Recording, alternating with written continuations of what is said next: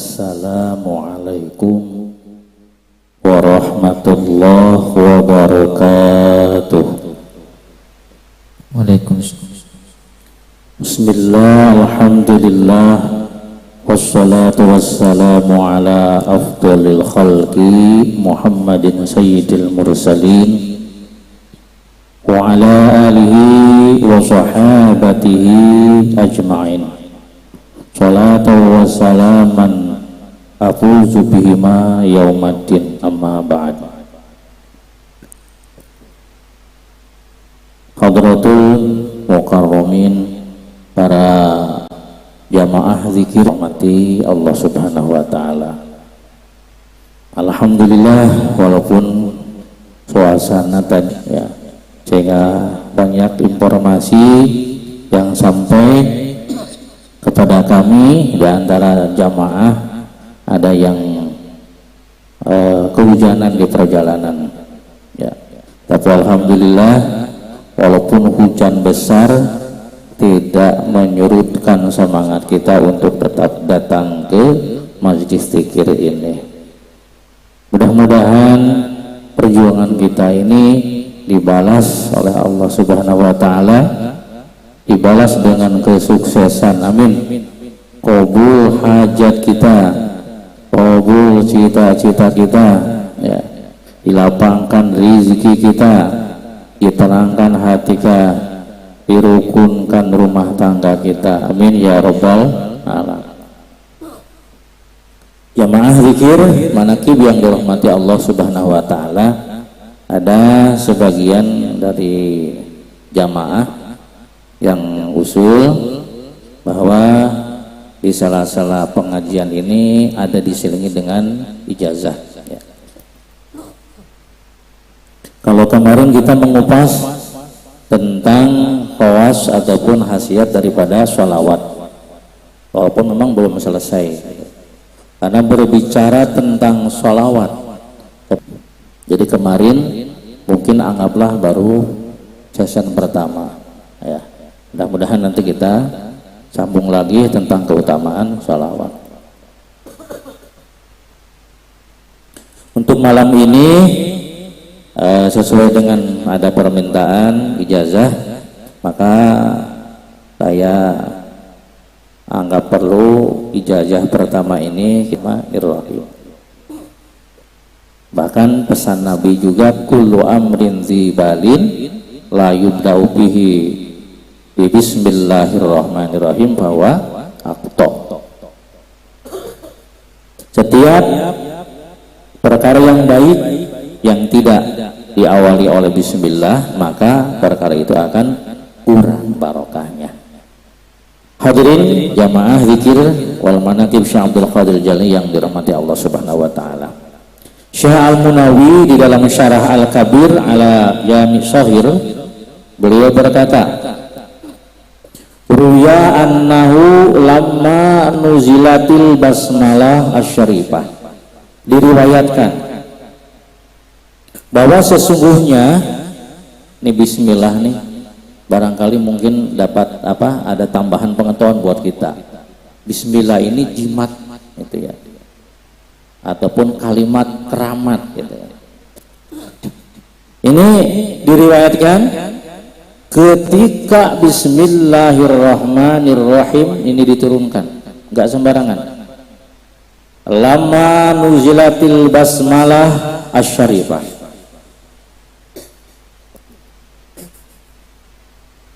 bismillah asyarifah yang mulia ini diturunkan oleh Allah Subhanahu wa taala. Ini peristiwa yang luar biasa, sampai ihtazzatil, mungkin seperti gempa, tapi kalau gempa ini tidak terlalu dahsyat. Ini ketika bismillahirrahmanirrahim diturunkan, ini sampai terjadi goyangan-goyangan gunung yang begitu dahsyat. Ini menandakan bahwa yang diturunkan bukan perkara yang sepele. Seperti kita misalkan melemparkan benda keluar, paling ada gedebuk sedikit gitu. Tapi ini ketika Allah menurunkan bismillahirrahmanirrahim, semua gunung yang ada di bumi ini semua bergetar. Nah itu satu. Di antara kedahsyatan Bismillahirrahmanirrahim. Kemudian waqalatuz zabaniyah. Malaikat Zabaniyah itu yang sebagai algojo di neraka. Malaikat Zabaniyah, kalau malaikat Malik sebagai penunggu neraka, penunggu pintu neraka. Kalau algozonya adalah malaikat Zabaniyah. Ini malaikat Zabaniyah berkata, man qara'aha lam yadkhulin nar. Siapa orang yang neraka. Jadi ketika diturunkan terjadi peristiwa yang dahsyat, gunung-gunung pada bergetar, malaikat Zabaniyah pun mengatakan orang yang membaca bismillah secara mudawamah ini tidak akan bisa masuk neraka. Kenapa? Karena bismillah mempunyai 19 huruf. Berapa? 19 huruf. Coba kita hitung. Ba 1, 2, sin ya 3, mim ya 4, alif 5, lam 6, lam 7, ha 8, alif 9, lam 10, ro 11, ha 12, mim 13, nun 14, alif 15, lam 16, ro 17, ha 18, ya 19, dan itu setiap satu huruf dari Bismillahirrahmanirrahim ini sebagai perwakilan yang bisa menghalangi kita untuk masuk neraka. Itu sesuai dengan jumlah malaikat yang ditugaskan neraka.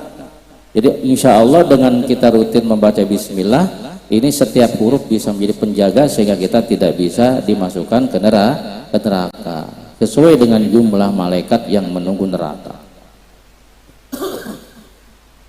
Kemudian Syekh Al-Khatib di dalam muqaddimahnya beliau berkata bahwa anna awwala ma unzila ala Adam alaihissalam Bismillahirrahmanirrahim, bahwa sesuatu yang pertama kali Allah turunkan kepada Nabi Adam ini ketika Nabi Adam diturunkan ke bumi ya, setelah beliau makan buah khuldi, kemudian beliau diturunkan bersama Siti Hawa diturunkan ke bumi, maka yang pertama kali Allah berikan kepada Nabi Adam adalah bacaan Bismillahirrahmanirrahim. Jadi Nabi Adam itu dikasih jimat asma keramat bernama Bismillahirrahmanirrahim, dan tidak ada yang tahu bacaan Bismillahirrahmanirrahim itu. Maka kemudian faja'ala yuksiru tilawataha, siang malam Nabi Adam terus membaca bismillah karena dia punya problem yang begitu besar. Problemnya apa? Dia di surga kemudian diturunkan ke bumi. Itu namanya kan sebuah problem yang sangat besar. Surga serba ada, kenikmatannya luar biasa, diturunkan ke bumi, itu pun tempatnya berbeda jauh dengan istrinya Siti Hawa. Ini sebuah musibah, sebuah cobaan yang berat. Maka untuk menghadapi masalah yang besar tadi, Nabi Adam diberi asma keramat, bacaan keramat Bismillahirrahmanirrahim. Akhirnya apa? Faja'ala yuksiru tilawataha, terus dibacakan Bismillah itu oleh Nabi Adam alaihissalam. Akhirnya bibarakati Bismillahirrahmanirrahim fataballahu alaihi, Allah terima tobatnya. Ini juga buat kita, kalau kita punya masalah besar, jangan takut, baca Bismillahirrahmanirrahim. Nabi Adam masalahnya tidak jauh dibanding dengan kita. Kalau masalah kita apa sih? Kita masih ada di bumi, gitu kan? Masih ada di rumah kita. Kalau kita punya hutang, tetapi kita masih punya rumah, masih ada anak, masih ada istri, dan lain sebagainya. Nabi Adam masalahnya tidak ada yang punya masalah sebesar Nabi Adam. Kemudian Allah kasihkan apa Nabi Adam bacaan Bismillah. Akhirnya pertama Allah menerima taubat Nabi Adam yang pertama. Nomor kedua, wa ghafara dzanbah, Allah kemudian mengampuni dosa-dosa Nabi Adam. Nah kemudian Allah kesananya Allah melepaskan Nabi Adam dari problem, karena kemudian Nabi Adam dipertemukan dengan Siti Hawa. Nah, ini tinggal kita istabti kolbak, problem apa yang kita hadapi. Apakah problem kita sama dengan problemnya Nabi Adam atau jauh? Ya, Nabi Adam saja masalahnya begitu besar diselesaikan oleh Allah Subhanahu wa ta'ala. Maka mudah-mudahan husnuzon kita kepada Allah, masalah kita kecil karena solusi dari Allah maha besar. Kemudian setelah Allah turunkan bismillah kepada Nabi Adam, ini kemudian dicabut lagi bismillah. Artinya selain Nabi Adam tidak ada yang tahu, ya. Tsumma rufi'at ba'dahu, kemudian bismillah itu diangkat sama Allah. Jadi anak-anaknya Nabi Adam juga tidak ada yang tahu bacaan bismillahirrahmanirrahim. Nah, ini adalah merupakan kalimat rahasia. Kemudian setelah itu Allah turunkan lagi bismillahirrahmanirrahim. Kepada siapa Allah turunkan bismillah? Ala Nuh alaihi salam. Allah turunkan kemudian bismillah kepada Nabi Nuh. Ketika kapan Nabi Nuh diturunkan bismillah, diberi bismillah? Ini ketika Nabi Nuh berada dalam sebuah kapal, ya. Jadi banjir yang yang menghanyutkan bumi ini, ya, sampai gunung tingginya banjir tersebut. Kemudian Allah memberikan sebuah doa, sebuah bacaan kalimat yang keramat kepada Nabi Nuh, yakni bacaan bismillahirrahmanirrahim. Fatalaha wa huwa fis safinah. Dia baca, Nabi Nuh baca bismillahirrahmanirrahim, maka kemudian Allah menyelamatkan Nabi Nuh dari banjir tersebut. Dua. Setelah Allah menurunkan bismillah kepada Nabi Nuh, summa rufi'at ba'dahu. Kemudian bismillah diangkat lagi, sehingga tidak ada yang tahu bacaan bismillah. Karena kalimatnya juga memang Allah rahasiakan. Kemudian Allah turunkan bismillah itu kepada ala Ibrahim alaihissalatu wassalam. Allah turunkan bismillah kepada Nabi Ibrahim alaihissalam. Ketika kapan Nabi Ibrahim diberi bacaan bismillah? Wa huwa fi kafatil manjani, ketika dia berada di itu ketapel, ya, akan dilemparkan ke mana? Ke lautan api, gitu kan. Nah, begitu dia sudah berada di ketapel yang akan dilepaskan, dia diberi bismillah, bacaan, diilhami bacaan bismillah oleh Allah Subhanahu wa taala. Fa ja'alallahu ta'ala alaihi an-naro bardaw wa salaman. Maka kemudian dengan berkahnya bismillah Allah jadikan api itu dingin bagi Ibrahim dan menjadi keselamatan bagi Ibrahim. Diangkat lagi bismillah, sehingga tidak ada seorang pun yang tahu bacaan bismillah. Kemudian Allah turunkan kepada Nabi Musa, maka dengan bismillah faqahara fir'auna wa junudahu. Fir'aun bisa mengalahkan Nabi Musa bisa mengalahkan Fir'aun dan bisa mengalahkan tentaranya. Padahal Nabi Musa itu seorang diri awalnya, cuma kemudian ditemani sama Nabi Harun, itu ratusan tahun menjadi raja oleh Nabi Sulaiman. Ini menurut Al-Alamah Al-Khatib dalam mukaddimahnya, itu adalah dengan barokahnya bismillah wa biha ulikal bahrullah. Dengan bismillah juga maka kemudian lautan dibelah. Jadi ketika dia memukulkan tongkat, dia sertakan dengan baca bismillah. Setelah itu umma rufi'atlah ba'dahu, diangkat lagi bismillah. Fala ya'rifu ahadun, sampai tidak ada seorang pun yang tahu bacaan bismillah. Kemudian Allah turunkan lagi kepada Nabi Sulaiman. Nah, ini ketika Allah menurunkan bismillah kepada Nabi Sulaiman dan diamalkan oleh Nabi Sulaiman, fa Allah taala jami'al jin wal insi wa thairi biha. Maka Allah tundukkan jin dengan bacaan bismillah. Jadi kalau di rumah kita ada jin, tidak usah mengundang pemburuan, baca bismillah. Ada orang kesurupan, jangan lari, baca bismillah. Jangankan jin, setan nggak bisa mengganggu orang yang membaca bismillah. Enggak berani makan makanan yang dibacakan bismillah. Nah, ini dengan bismillah Nabi Sulaiman bisa menundukkan jin, bisa menundukkan manusia, bisa menundukkan burung, bahkan dia bisa membaca burung. Fakana la yaqra'uha ala syai', Beliau Nabi Sulaiman tidak membacakan bismillah kepada sesuatu kecuali langsung sedang Allah ta'lu alayya wa'tuni muslimin innahu min Sulaimana wa innahu bismillahirrahmanirrahim.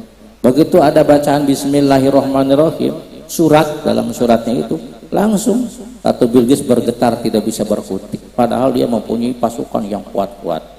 Begitu disurati dengan bacaan bismillahirrahmanirrahim, lemas dedes, tidak punya kekuatan. Wis, kata Ratu Bilqis, lebih baik kita mengikuti undangan daripada Nabi Sulaiman. Nah, gitu ya. Kemudian summa rufi'at ba'dahu, diangkat lagi bismillah. Tidak ada yang tahu bacaan bismillah. Nah, kemudian Allah turunkan bismillah kepada Nabi Isa alaihissalam. Maka dengan bismillah maka nabiha yubri'ul akmaha. Dengan bacaan bismillah itu Nabi Isa bisa menyembuhkan orang yang buta. Ya, nggak usah ke Cicendo, pakai bismillah, patengkan bismillahnya. Kemudian wal abros, orang yang punya penyakit belang, gitu ya, itu bisa disembuhkan, gitu ya. Kemudian bahkan wa kana biha yuhyil mauta biiznillah.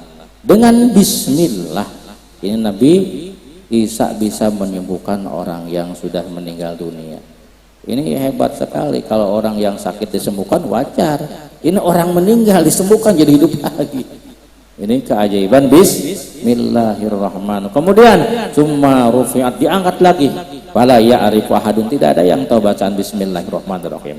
Baru kemudian summa unzilat ala nabiyyina Muhammad sallallahu, kemudian Allah turunkan kepada kita siapa? Kepada Habibul Alamin, baginda alam Nabi besar Muhammad sallallahu alaihi wasallam. Fakana lahu fashan, dan bismillah ini menjadi pembuka pintu-pintu kebaikan, pembuka pintu-pintu kemudahan, pembuka pintu-pintu kesehatan, pembuka pintu-pintu kemudahan, keberkahan dan lain sebagainya. Kemudian Allah bersumpah, wa aqsamallahu ta'ala annahu la yusammi biha mu'minun illa burikalahu fihi. Allah bersumpah, tidak ada seseorang yang menyebutkan atau membacakan bismillahirrahmanirrahim. Tidak ada seorang mukmin pun yang membacakan bismillahirrahmanirrahim illa burikalahu fihi, kecuali akan diberkahi sama Allah Subhanahu wa taala. Jadi kalau kita bacakan ke minuman bismillahirrahmanirrahim illa burikalahu fihi, maka minuman itu menjadi berkah. Kita bacakan di mana? Di rumah, illa burikalahu fihi, maka rumah itu menjadi berkah. Kita bacakan di toko kita, illa burikalahu fihi, maka toko kita menjadi berkah, dagangannya menjadi laris gitu. Wala yaqra'uha ahadun min ummati Muhammadin, dan tidak ada seorang pun dari umat Nabi Muhammad sallallahu alaihi wasallam yang mau membaca bismillahirrahmanirrahim wa yatlubu hajah, kemudian dia memohon sama Allah, apa inginnya, pengen apa yang kita inginkan, mintakan sama Allah. Setelah membaca bismillah illa qadallahu hajatah, kecuali hajatnya akan Allah kabulkan. Dan ini bismillah ini setelah Allah berikan kepada baginda alam, kepada kekasih Rabbul Alamin, ini tidak Allah angkat lagi, langsung Allah berikan kepada Rasul, kepada Kangjeng Nabi, berikut kepada umatnya Kangjeng Nabi. Inilah keuntungan umat Nabi. Nabi Ibrahim hanya diberikan kepada Nabi Ibrahim, umatnya tidak ada yang dikasih. Allah turunkan kepada Nabi Sulaiman, umat Nabi Sulaiman tidak ada yang dikasih bacaan bismillah.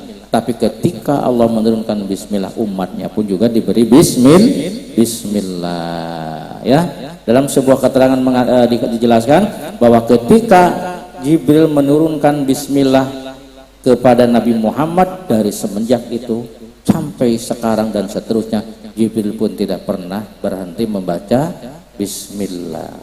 Ya, tinggal kemudian bagaimana caranya, cara pengolahannya gitu kan, agar bismillah iki metu madune gitu kan, agar bismillah itu keluar madunya. Mungkin mudah-mudahan pada pertemuan yang akan datang kita akan mengupas tentang kaifiyah daripada pengamalan Bismillahirrahmanirrahim. Jadi nanti berapa yang harus kita baca ya, karena nanti ada dosisnya ya.